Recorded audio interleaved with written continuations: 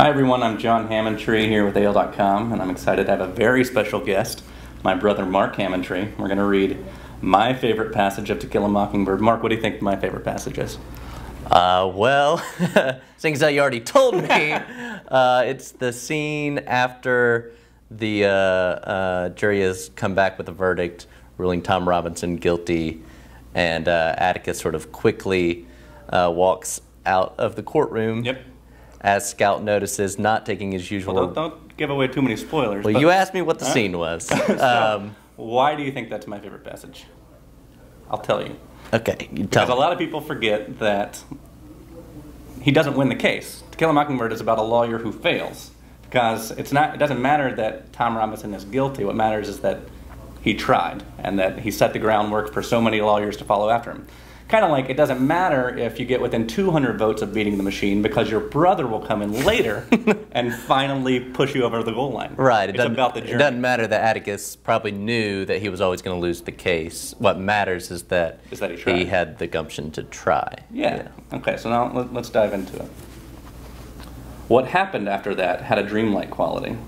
In a dream, I saw the jury return, moving like underwater swimmers, and Judge Taylor's voice came from far away and was tiny. I saw something only a lawyer's child could be expected to see, could be expected to watch for.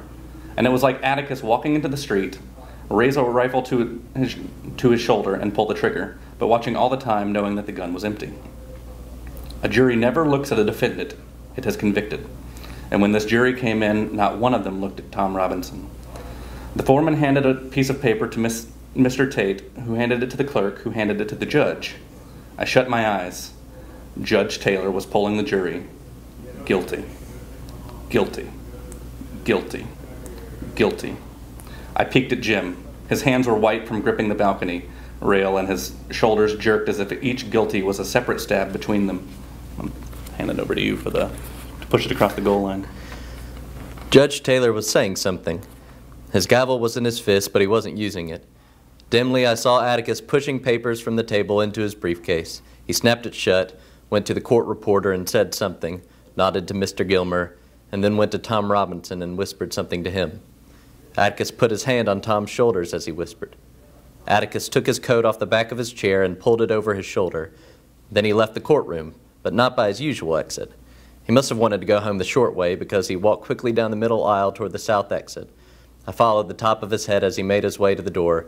He did not look up. Someone was punching me, but I was reluctant to take my eyes from the people below us and from the image of Atticus's lonely walk down the aisle. Miss Jean Louise? I looked around. They were standing.